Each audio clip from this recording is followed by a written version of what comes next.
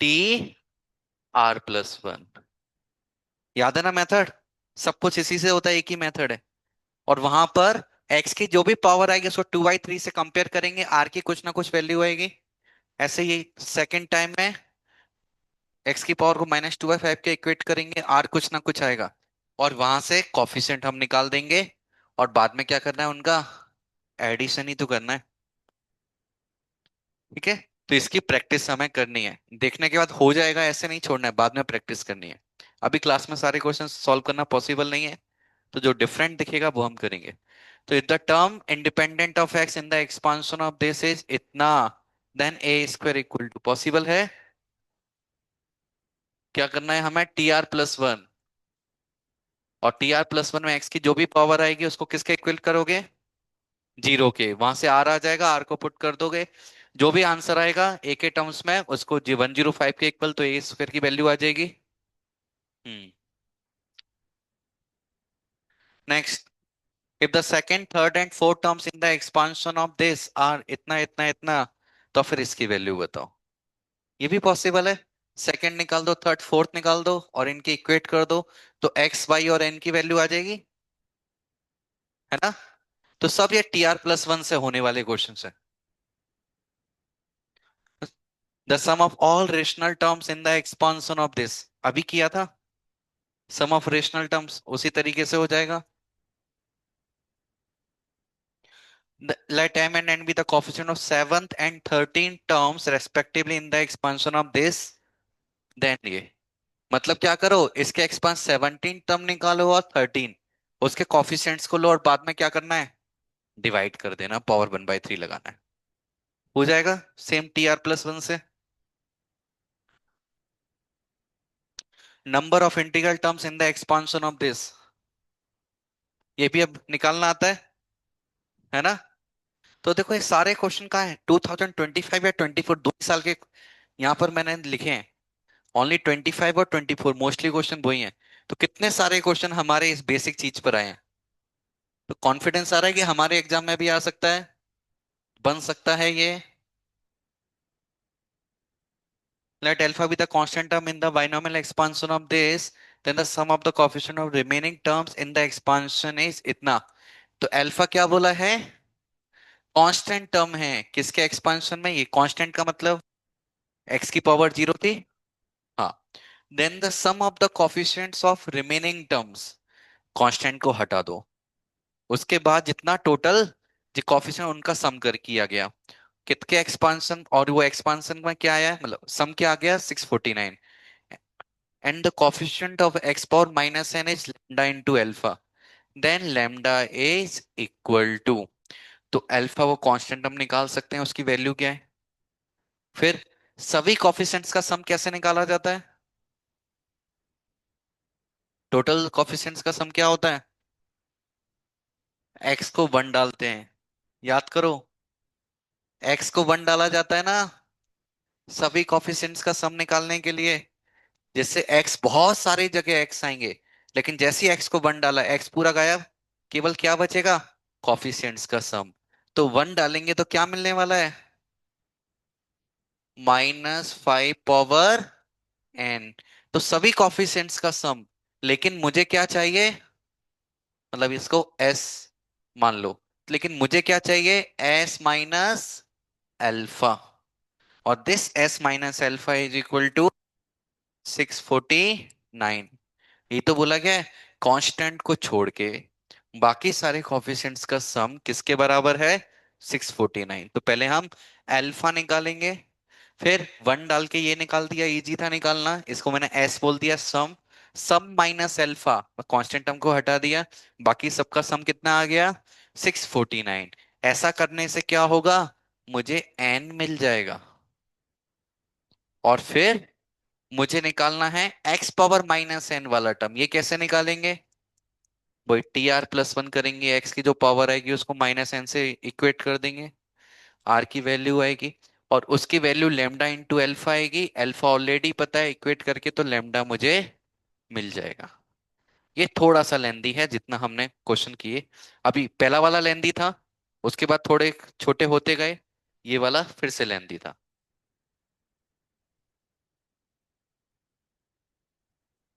हाँ, the coefficient of x power 5 in the expansion of this. अब ये तो बहुत ही छोटा हो गया। तो लक पर डिपेंड करेगा कब लेंदी है कब छोटा है, बट हम कर सकते हैं।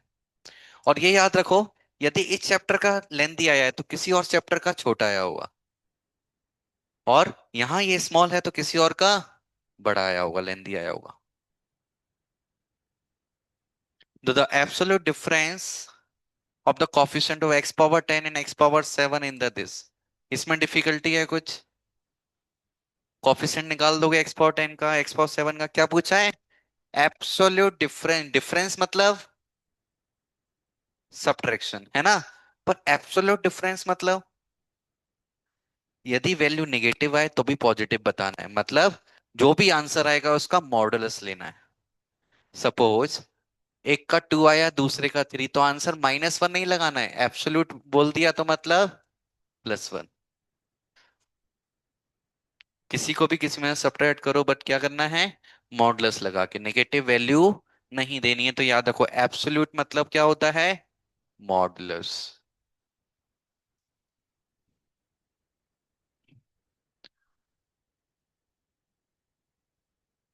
If the coefficient of the three conjugate terms in the expansion of this are in the ratio इतना, then the coefficient of,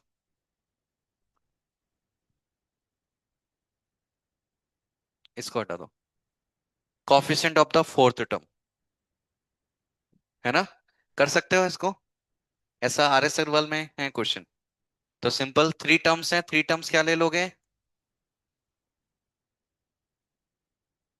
ये ले लेते हैं हम थ्री टर्म्स, और इन थ्री टर्म्स को सॉल्व, इनका रेशियो दिया गया है, सॉल्व करोगे उसके अकॉर्डिंग आंसर आ जाएगा।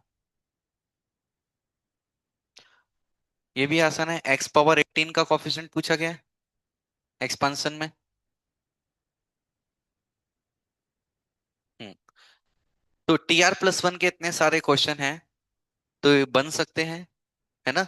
पर रियलिटी के लिए हमें क्या करना है, इस पूरी PDF के सारे क्वेश्चन सॉल्व कर देने हैं। हर क्वेश्चन के बाद सॉल्यूशन भी दिया गया है, कहीं फंस जाओ उसको चेक कर सकते हो। ठीक है, तो बताओ TR+1 वाले जो मेथड्स हैं, इसमें कोई डाउट, कोई प्रॉब्लम? लग रहा है कि थोड़ी प्रैक्टिस करने के बाद हम कर सकते हैं। ठीक है, तो आज का टारगेट है बाइनोमियल हमें पूरा पढ़ के चबा के पचा लेना है अच्छे से।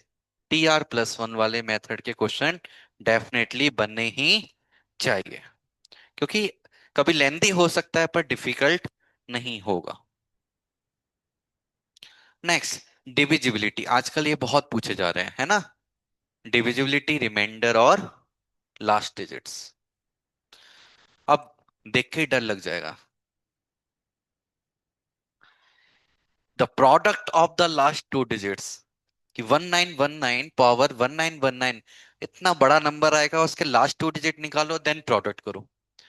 तो हमें क्या करना है? आसान बनाना है, समझना है कैसे। हमसे किसका प्रोडक्ट पूछा गया है? टू डिजिट्स, कौन से two digit? Last two digit इस नंबर के।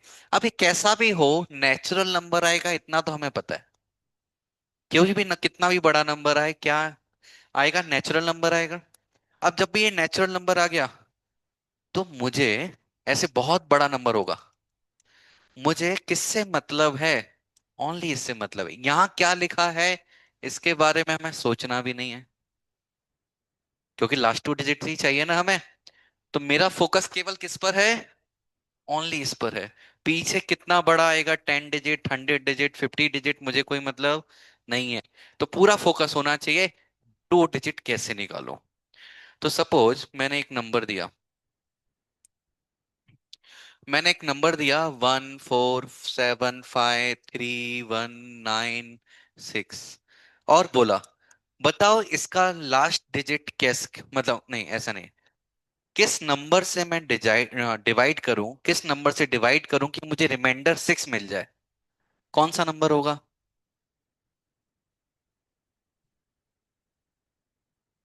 10। क्यों? क्योंकि मैं इसको 0 और +6 ऐसा लिख सकता हूं ना। तो 10 से डिविजिबल 6 रिमाइंडर आ गया। समझ में आया? तो लास्ट डिजिट कभी भी मुझे चाहिए तो मुझे किससे डिविजिबिलिटी चेक करनी है? 10 से। कि 10 से डिवाइड करने पे जो रिमाइंडर आएगा वो मुझे लास्ट डिजिट दे देगा। किस नंबर से डिवाइड करूं कि लास्ट 2 डिजिट मिल जाए? 00 + 96। किससे करना चाहिए? 00 हट जाएंगे, 96 रिमाइंडर बच जाएगा। किस नंबर से डिवाइड करें कि लास्ट के 3 डिजिट मिल जाएं? 1000। किससे करें कि लास्ट के 4 डिजिट मिल जाएं? 10,000। समझ गए लॉजिक? लास्ट डिजिट के लिए किससे डिवाइड करना है? 10 से। लास्ट टू के लिए 100 से।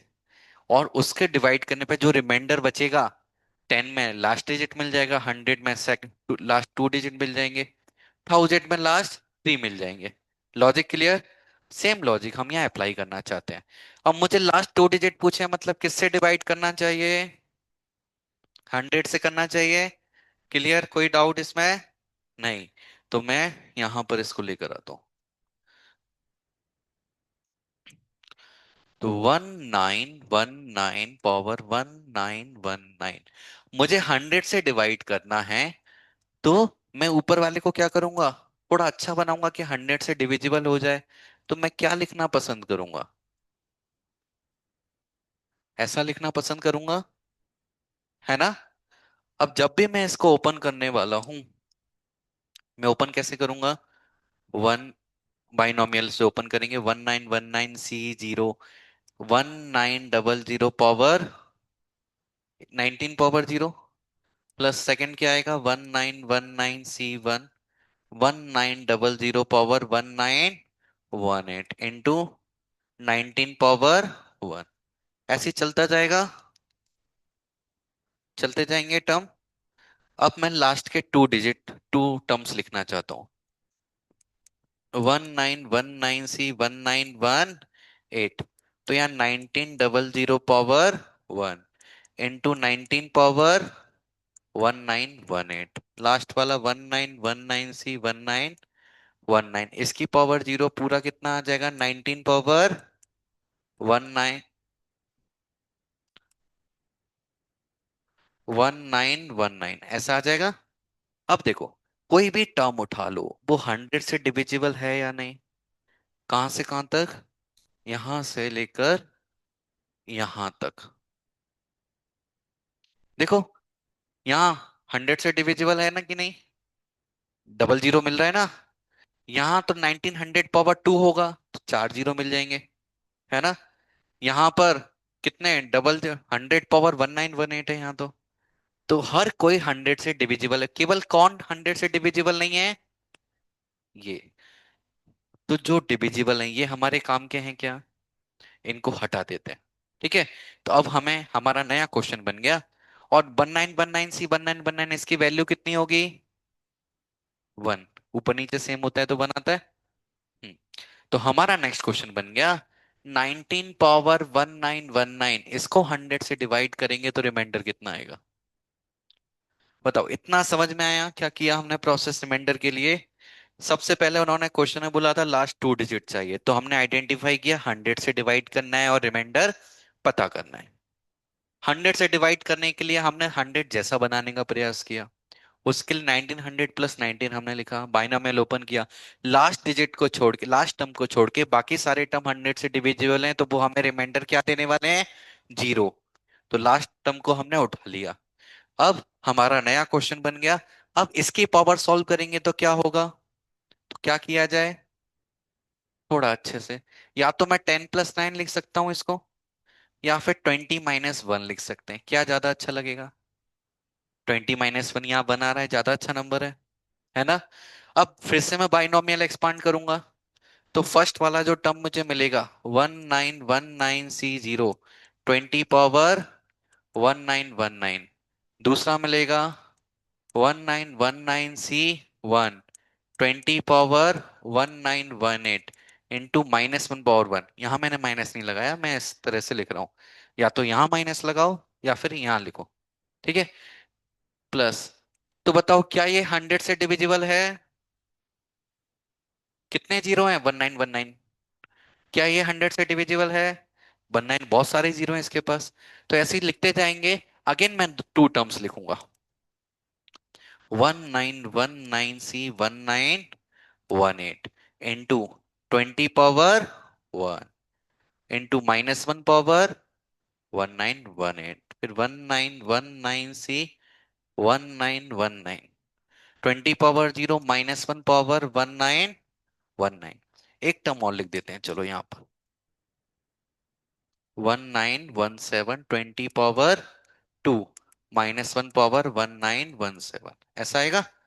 अब देखो, यहां से लेकर यहां तक ये सारे टर्म 100 से डिविजिबल हैं, क्योंकि यहाँ बहुत सारे जीरो है, यहाँ पर 20 का स्क्वायर है तो कितना डबल जीरो मिल जाएगा, 400 हो जाएगा।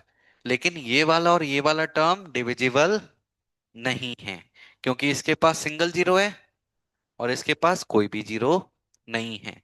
तो इनको हम थोड़ा सिंप्लीफाई करके लिखना चाहते हैं, इसकी वैल्यू कितनी आएगी,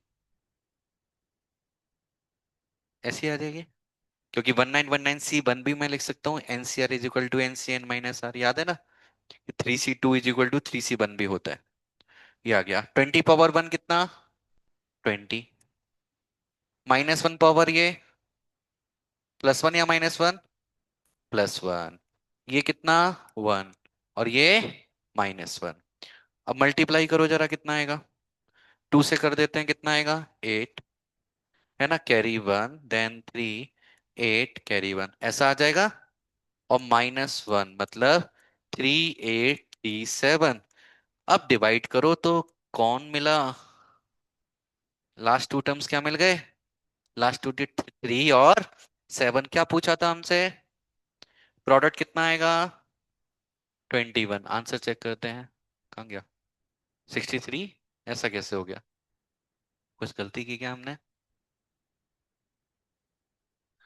इनका लास्ट टू डिजिट 79 आया, -1 तो सही किया हमने, कहा मिस्टेक की, चेक करते हैं रुको।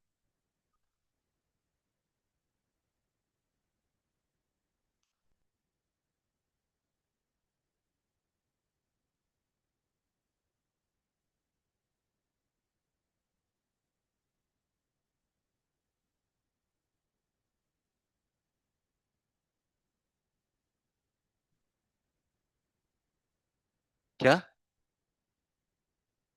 ओ जीरो लगाना भूल गए, हाँ केवल 2 से मल्टीप्लाई कर दिया, जीरो भी तो आएगा, 2 से करने का जीरो भी तो लगाना पड़ेगा ना 20 के लिए।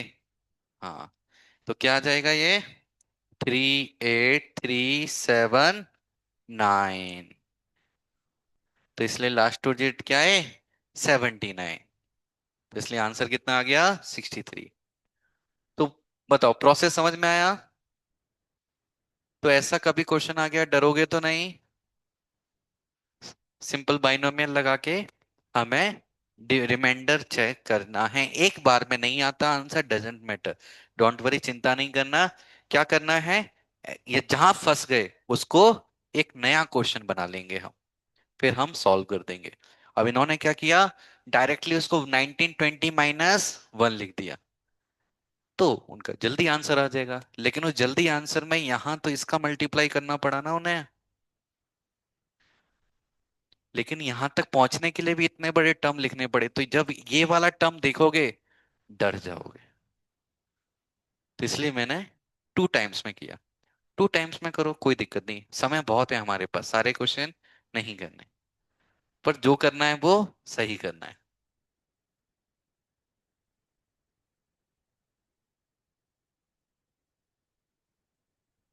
हम्म, ये देखो कैसा दिख रहा है, 64 पावर 64 नहीं, होल पावर 64, तो ये मल्टीप्लाई हो जाएगा, तो 64 पावर 64 इंटू 64, सॉल्व करोगे, ट्राई करो। अच्छा, सॉल्व कर चुके हो क्या, हाँ, तो 1 कैसे आया, पहले तो सिंप्लीफाई कर दिया, 64 पावर 64 इंटू 64 क्या होता है, 2 पावर 6, ऐसे 2 पावर 6 इंटू 2 पावर 12, है ना, और फिर इसको सॉल्व कर दिया होगा 7 के फॉर्म में लिखकर, है ना, इजीली कर सकते हो। ऐसे ही फिर तो ये भी हो जाएगा, 64 पावर 32 पावर 60 32 हो जाएगा ना। हम्म। तो मेन पावर वाले हमें जरूरी है आना, बहुत इंपॉर्टेंट है।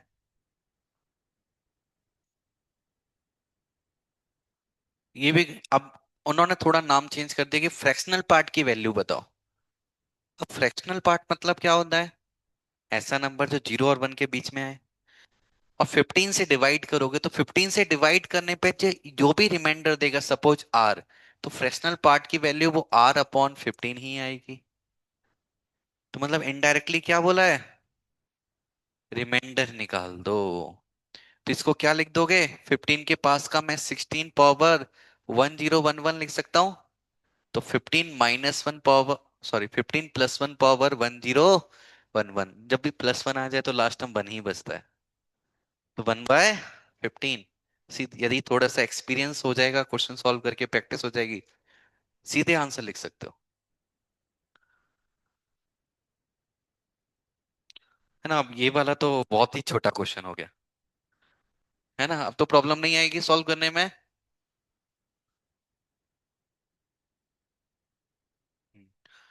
ये भी हो जाएगा दैट द नंबर, ये इनटू ये, leave the remainder alpha band divided by 3 and beta band divided by 7। तो अलग अलग डिवाइड करके हम देख लेंगे दोनों को, जितना रिमाइंडर आएगा then alpha square beta square. हो जाएगा क्वेश्चन। ठीक है, तो मेन पर्पस क्या है कि ये समझ में आना कि हमें बाइनोमियल में फोकस्ड रह के क्वेश्चन सॉल्व करना है। उस कौन से क्वेश्चन सॉल्व करना है? पहला, TR+1 मेथड वाले सारे क्वेश्चन बनने चाहिए। दूसरा, रिमाइंडर वाला, रिमाइंडर डिविजिबिलिटी वाले सारे क्वेश्चन बनने चाहिए।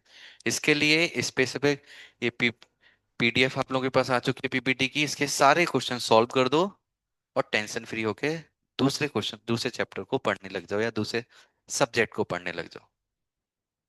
ठीक है, तो बाइनोमियल में थोड़ा कॉन्फिडेंस है कि इस तरह का क्वेश्चन आएगा तो बन जाएगा।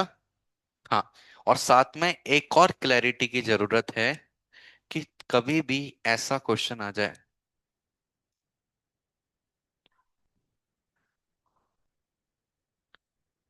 ऐसा कुछ भी क्वेश्चन आ जाए, N या फिर 10 ऐसा कुछ दे दिया, तो हमें क्या करना है? छोड़ देना है। क्यों? टाइम जाएगा, आउटपुट कुछ नहीं मिलेगा, और मिलेगा भी तो गलत मिलेगा। क्यों? क्योंकि बहुत कुछ बैलेंस करना पड़ता है यहाँ पर, तब जाके सीरीज बनती है। कभी कभी एक नहीं, डबल ट्रिपल सीरीज बनती है, तब जाके सॉल्व होता है। ऐसे लास्ट के 3 इयर्स में क्वेश्चन आ रहे हैं। तो ऐसे क्वेश्चन को ना करके हम क्या कर रहे हैं? हम टाइम सेव कर रहे हैं। तो इसको छोड़ देंगे तो क्या करेंगे? और दूसरा चैप्टर मिल जाएगा जिसका आसान आया होगा। यदि ऐसा आया है तो डिफिकल्ट में काउंट होगा, और ये डिफिकल्ट है तो कुछ ना कुछ इजी जरूर होगा। इस भरोसे के साथ, बिलीव के साथ हमें आगे बढ़ना है। बताओ, बाइनोमियल का क्वेश्चन बना पाओगे एग्जाम में यदि हम ये टू कैटेगरी का है, R+1 और रिमाइंडर वाला? पॉसिबल है? आवाज नहीं आ रही, पॉसिबल है? ठीक है, तो इसको बना के आओ। आज की क्लास बस इतना ही है। आज का क्या काम है? बाइनोमियल की जो PDF मिली है, इस कंप्लीट इसको सॉल्व कर दो। कि नई क्वेश्चन बन रहा है कोई, सॉल्यूशन देखो, समझो, फिर बिना देखे फिर से सॉल्व करो, तब आगे बढ़ना है। केवल देखकर हाँ हो जाएगा, आगे नहीं बढ़ना है। क्योंकि डिटेल में जाते हैं तो कुछ ना कुछ मिस्टेक्स हो जाते हैं। ठीक है, तो कल एक और नया चैप्टर पे हम बात करेंगे, और स्पेसिफिकली किस तरह के क्वेश्चन को हमें अटेम्प्ट करना है, वो स्ट्रेटजी हम बनाएंगे। क्लियर? कोई डाउट, कंफ्यूजन किसी को? कुछ है दिल में बात बोलना चाहते हो? नहीं? ठीक है, तो आज के लिए इतना काफी है। अब प्रैक्टिस लेकिन इसकी जरूर कर लेना आज सोने से पहले। हरे कृष्णा।